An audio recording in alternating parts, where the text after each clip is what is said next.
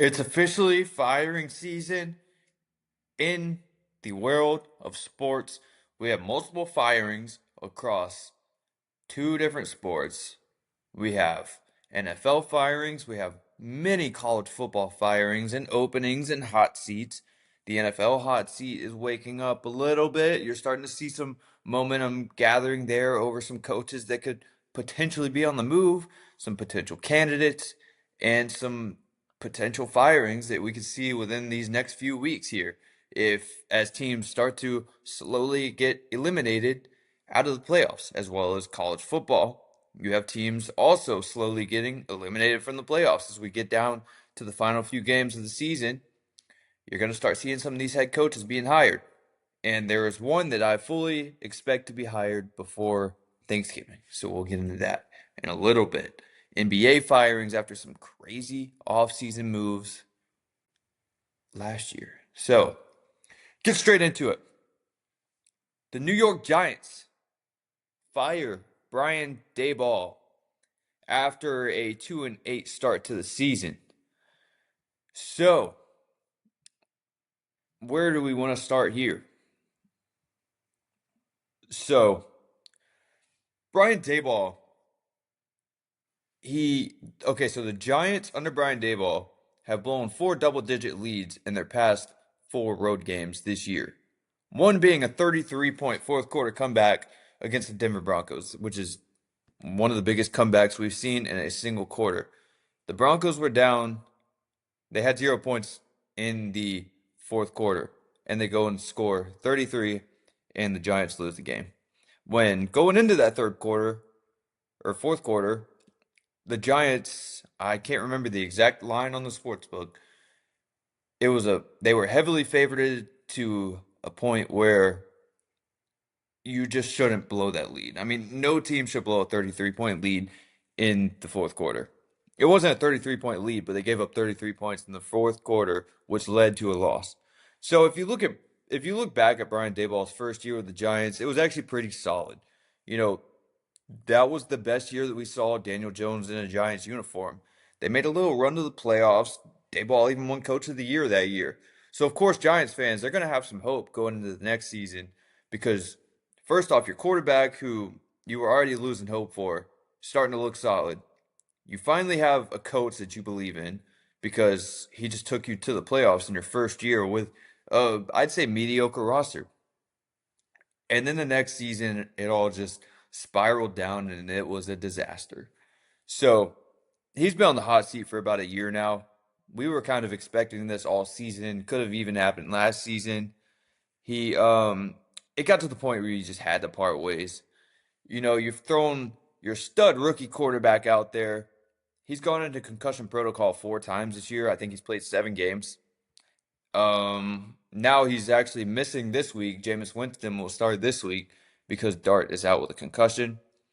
So hopefully Dart gets better there. But overall, I think Dayball was good for Jackson Dart as far as development goes. Sorry, I got my words tied up. I think that Dayball was a big part in drafting Dart, if I had to say. I said when Dart was in college, even when he was back at USC, and a lot of people didn't really know him. I watched pretty much most of his games. I was really intrigued by him. I told people, and I'm not lying here. I told people I see a little bit of Josh Allen in this kid. I'm not saying that he's at the same level as Josh Allen or will be at the same level as Josh Allen, but I will tell you that I think he could be. I'm just referencing this as far as play style goes. You know, he's one of those quarterbacks. He's not afraid to run the ball. He'll use his legs. He has a pretty good arm. I know Josh Allen definitely has a stronger arm, but Dart has a better arm than what people give him credit for. If you let it loose, the kid can sling it. But yeah, as far as play style goes, because Dart uses his legs, Allen uses his legs. I believe Dart's had a rushing touchdown in nearly every start that he's had this year so far in his rookie season.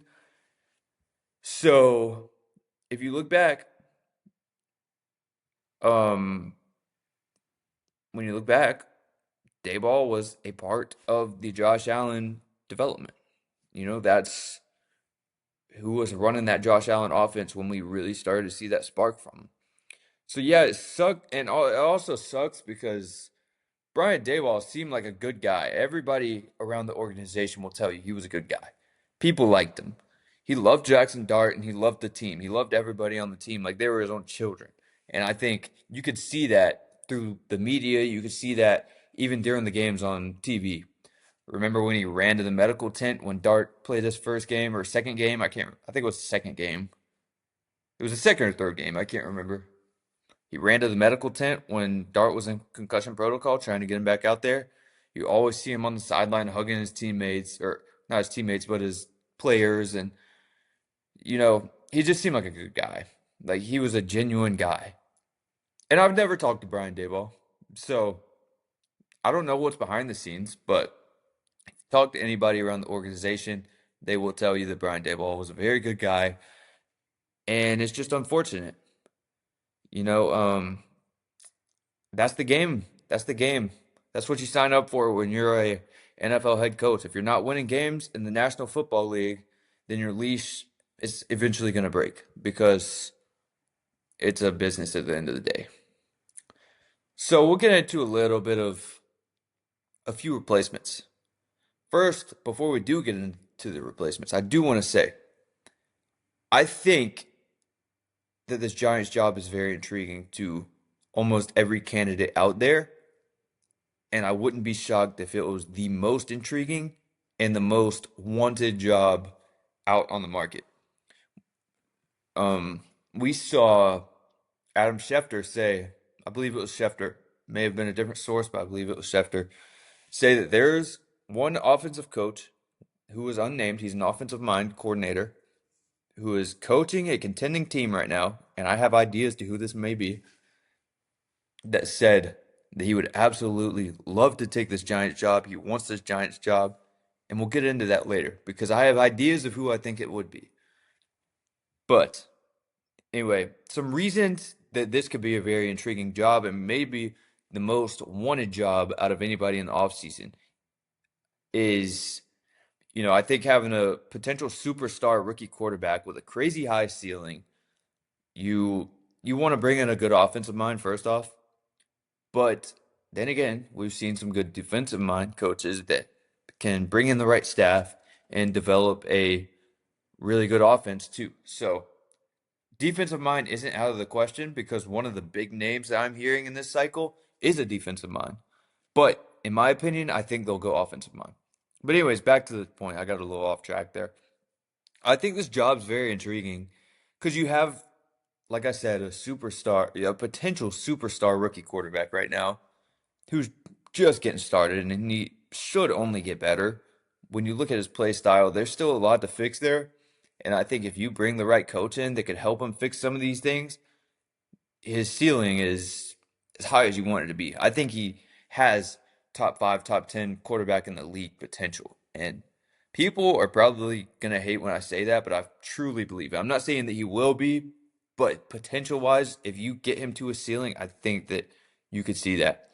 You have Malik Neighbors, who looked like one of the best wide receivers in the entire league, with Daniel Jones, keep in mind. Um, you have Cam Scatabo, who looked very good, very explosive, gritty, super hype player when healthy. Hopefully he bounces back good. You have Abdul Carter, which yes, his numbers might be down a little bit, but if you watch the games, he's getting pressures on the quarterback. That's no question. He's getting pressure. He he's a rookie. You can't rush it too much. And I expect the second half of the season to be really a huge breakout for him. And if not, then next season he's gonna Abdul Carter is gonna be a good player. That's all I'm saying. You have Kayvon Thibodeau. You have Brian Burns. You have Javon Holland. You have likely a top five draft pick this year where you can go out and get a guy like Carnell Tate to pair with Malik Neighbors or whatever route you decide to go. Arvell Reese, whatever route you decide to go in the draft. There's plenty of good players up at the top that are not quarterbacks. So, um, yeah, I think that's why this job could be very intriguing. And as of right now, you're competing with the Titans. to get whichever candidate you want out there.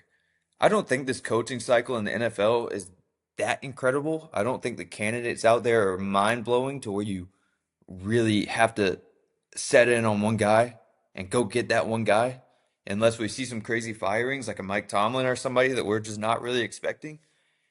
I know Kevin Stefanski's also potentially on the hot seat, which I think that that organization has failed him more than what people were kind of talking about because of the controversy behind him sticking with Dylan Gabriel. But anyways, this Giants roster has dudes on there. And what coach doesn't want to go to beautiful New York City in that New York market, coach a guy like Jackson Dart? It's going to be the most anticipated and intriguing job on the market. And I think it's going to come down to that, even if like the Miami job opens or the Pittsburgh job opens, or I'm just throwing some oddballs out there. I think that the Giants definitely have the upper hand on anybody here. But you got to bring in the right staff. That's big in the NFL. We saw in the past where Bill Belichick really succeeded.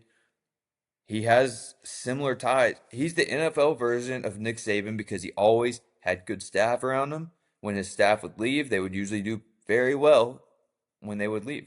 So, um, yeah, got to bring in the right staff. If you bring in the right staff, get a head coach worthy of being a head coach in the National Football League, you can win. Anyway, um, where do we want to go from here? Guess we'll just hop straight into the candidates. So, first candidate is the intern head coach right now, Mike Kafka. So he steps in as an intern after Daboll gets fired. He's a guy who can help Dart. He's ran a very solid offense. Not great, but very solid. You know, we've seen it with Dart this year. He's been very efficient. There is there was a time that Seattle wanted to hire him to call their plays. You know, a guy who's had past head coaching interviews. So I'd fully expect if he comes out and the Giants pick up a few wins down the stretch, wouldn't completely shock me if they just hire the intern, but I also wouldn't expect that.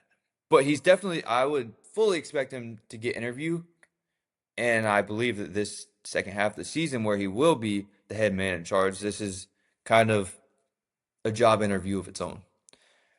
But we're not going to talk much about that because I don't likely see that happening.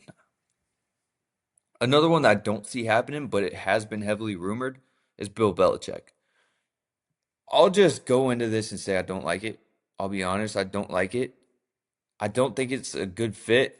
You know, you're building a culture over in New York that I think Belichick would come in and kind of crash similar to what he's done at North Carolina right now. You know, the look at the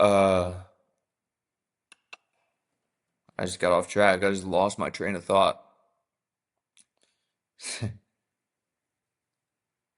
Where are we at? You know, look at Bill Belichick's last few years as a head coach in the NFL. Didn't go so well, and that led to him being fired. After Brady left, it just kind of went downhill. I know he got off to a pretty good start with Cam Newton that year, and then it just spiraled down after that. Which then again, maybe he never did have a quarterback that was really worthy of winning big games ever since then. But I don't know, it just didn't go good. And with the new relationship that he's in with his girlfriend, not to get into that stuff, but it just seems like his head is not fully in it from a football standpoint. And I just think that with a team like the Giants with so much young talent and such a, I would go as far as saying a high ceiling, you don't want to bring in a guy like this. Even though, yeah, he can bring in good staff, maybe he can help develop these players, maybe. I don't know. It's just not my top option. I would personally stay away. Just let him be at North Carolina. Let all those off-field distractions stay over where he is right now. Just leave it alone. I wouldn't be shocked if he does get interviewed though. And he has ties to the Giants program. Or not program, but franchise. Anyway, the next one is Joe Brady. He's an elite offensive mind, I would go as far as saying, who I think he's most likely going to get a head coaching job this offseason. I know he has formerly turned down some head coaching jobs or interviews last season because he wanted to stay in Buffalo. But when your name keeps growing, the demand's going to keep going up. And I do believe that he's going to be one of the top candidates because of how good that offense is. Although we've seen them be a little streaky this season. We've seen that Buffalo offense be a little bit streaky.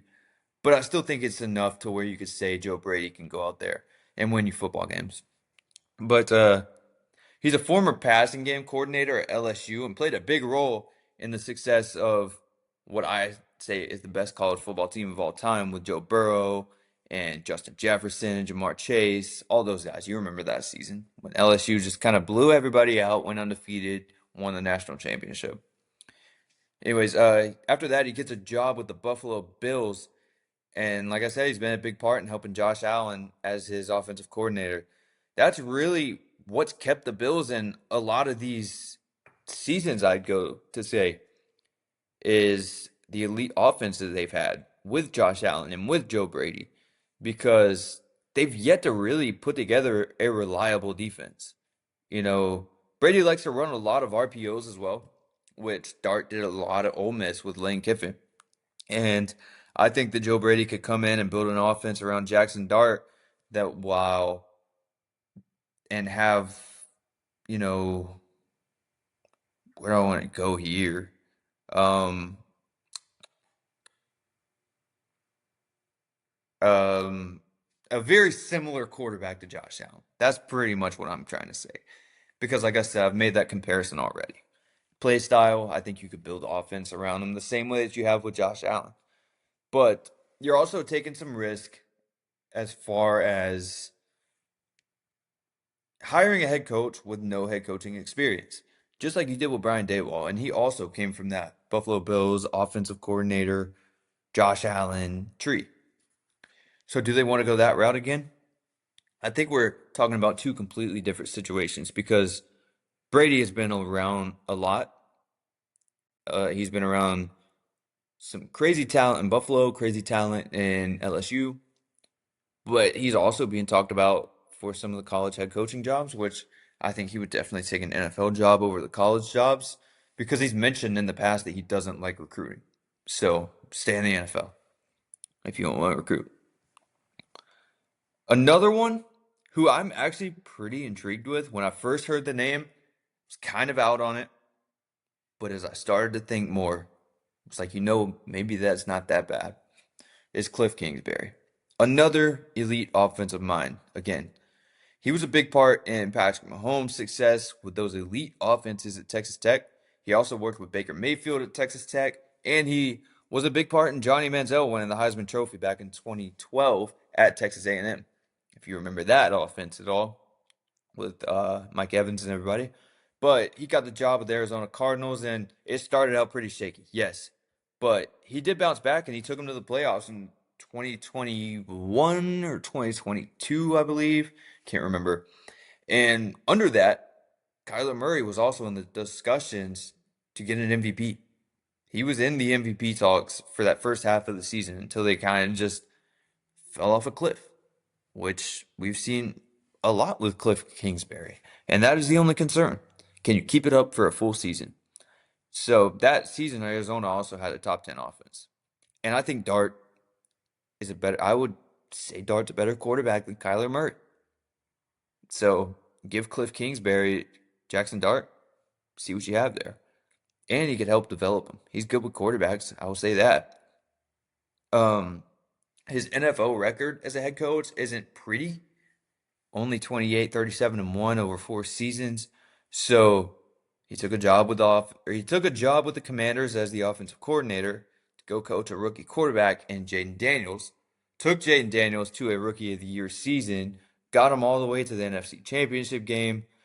So you'd like to think, still being in that NFL coaching tree, and seeing things from a different perspective as far as coordinator goes and head coaching goes. Because when you're a head coach, you're looking down on everybody. When you're a coordinator, you can kind of look up to these head coaches and kind of see what they're doing to succeed. So you would like to think he's learned some things and will come in and do some things different to prevent what previously happened in Arizona. And I also think that the New York Giants are in a better spot than Arizona was. Yeah, the Arizona team had some talent, but you're in a better market now. You know, you're in a bigger organization, a bigger market, so it's more intriguing for players to come play for you. And I think if you do get a good offensive mind like this in, you can spend pretty good in free agency, and I think players will want to come play for you, especially being you have a really good rookie quarterback and some talent around him too. So another one is Clint Kubiak. First off, the guy grew up around NFL offenses. He's the son of Gary Kubiak, former Broncos head coach. He worked as a passing game coordinator in 2023 with the 49ers, second ranked offense in the NFL that year. And that was the Brock Purdy year. That was the year that Brock Purdy came in as Mr. Irrelevant. And you know what happened that year. Took him to the NFC Championship game and lost to the Eagles after Purdy got hurt. But he got hired as an offensive coordinator in Seattle this year, and they are absolutely killing it at the moment. Go take a look at the numbers that Kubiak has Sam Darnold and this Seahawks offense putting up.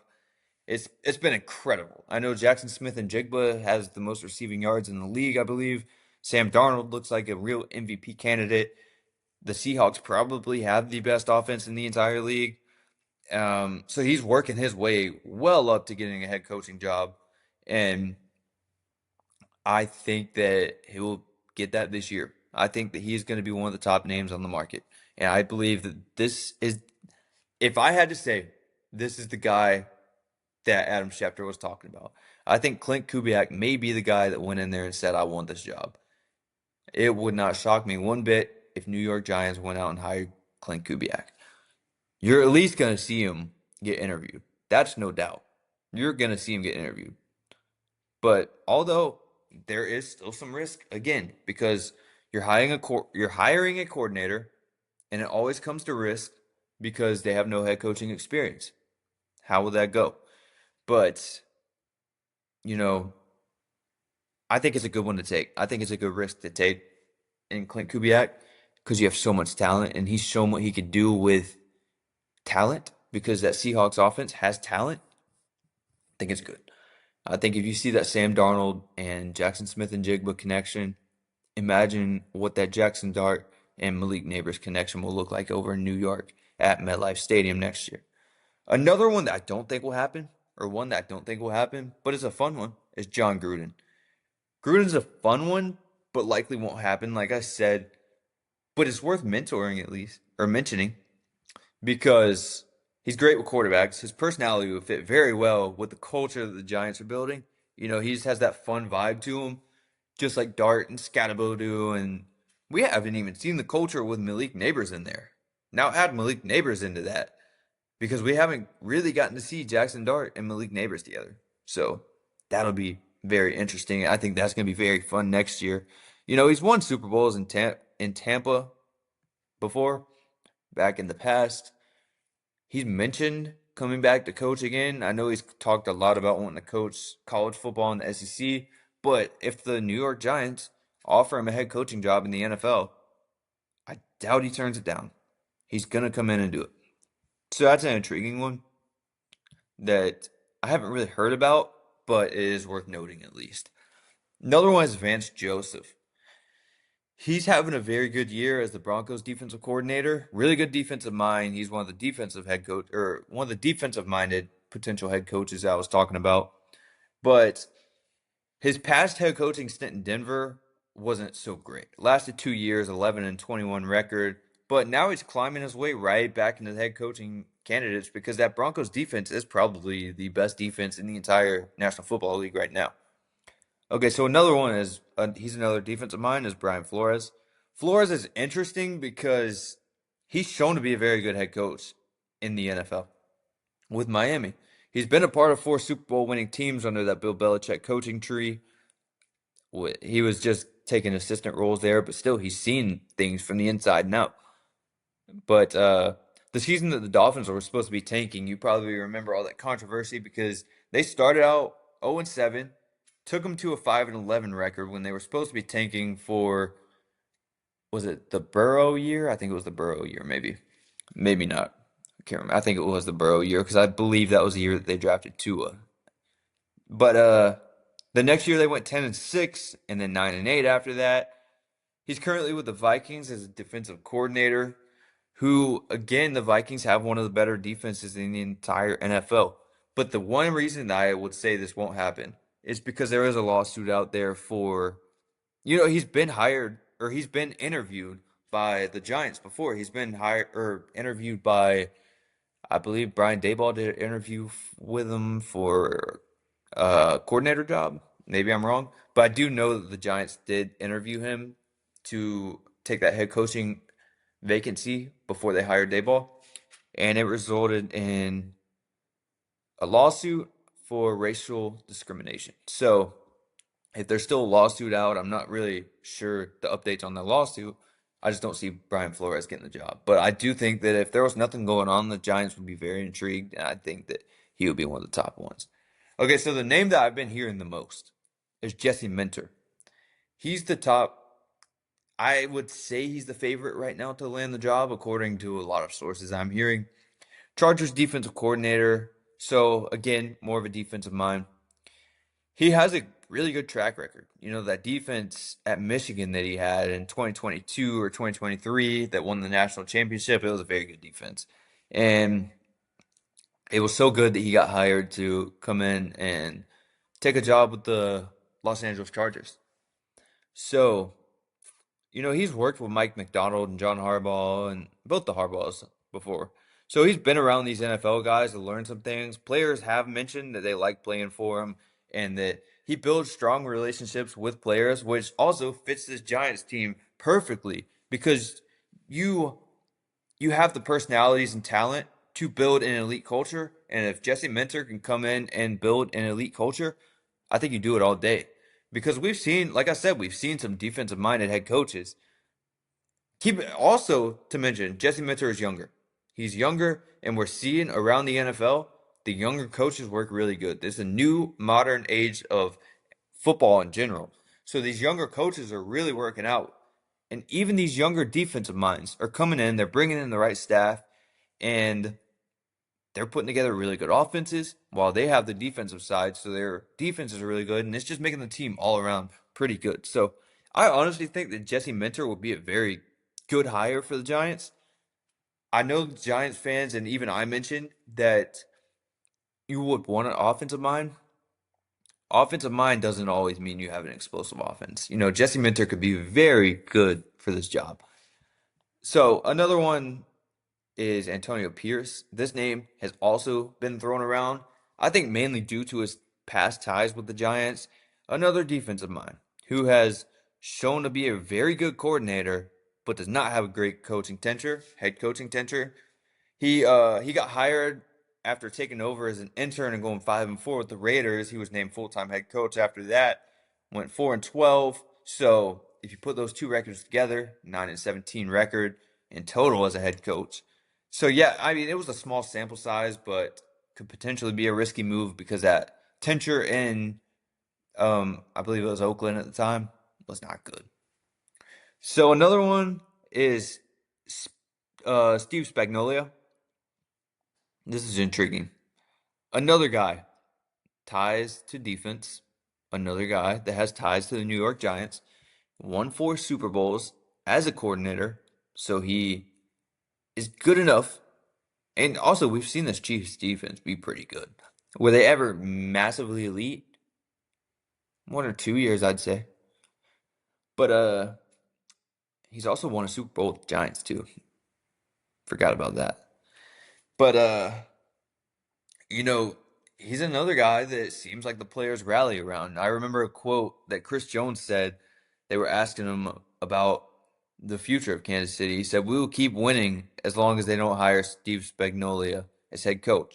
This was back when Steve Spagnuolo was getting interviewed for head coaching jobs in one of the past cycles. So he's been interviewed for jobs specifically in Jacksonville. But another one, as most of these candidates, just no head coaching experience. But we've seen it a lot. Most head coaches come from a coordinator background. So I think people do kind of overreact to that narrative. But we'll see. Another one is Mike McCarthy. So he does have head coaching experience. He's had a good stint with the Packers and Aaron Rodgers winning a Super Bowl. He was actually the most winningest coach in the NFL, or one of the most winningest coaches in the NFL during that stint. His total record is 49-35, which sounds bad, but when you really break it down, it's really not that bad. To break it down season by season, the past few Cowboys years, his last few in Dallas, kind of go back, take those away, and this record looks very good. So he's a good offensive mind, and we saw really good play from Dak Prescott and Aaron Rodgers under McCarthy. So he could be a good fit for Dart and help the development of Dart. And also, he's just a really cool guy who I think the players would also really like. And you kind of want that because, like I said, you're building a culture here. You want a culture fit because if you don't have a culture fit, it's going to throw everything off, and the fans are going to be out, the players are going to be out. You don't want to lose the locker room. So bring in a culture fit. Mike McCarthy is a good one. And I know a lot of people are going to hate this one, hate the Mike McCarthy mention. I personally don't think it's that bad. I think that Dallas organization is just pretty terribly ran, I would go as far to say. Not the worst in the league, but Jerry Jones does do some kind of strange things over there. So I think Mike McCarthy, change of scenery. I think that was just needed in Dallas. I think Mike McCarthy would do pretty good in a bigger market in New York. But if you want to go the college route, which I wouldn't personally, Lane Kiffin has been thrown around because of his ties with Jackson Dart. Marcus Freeman is another one. That's the only two that come to mind that have been floated around in some conversations. I don't see him going that route. Could they potentially interview them? I wouldn't be shocked if they interviewed Kiffin. I wouldn't be shocked if they interviewed Marcus Freeman. I just don't think it's going to happen. So that's it on the Giants head coaching search.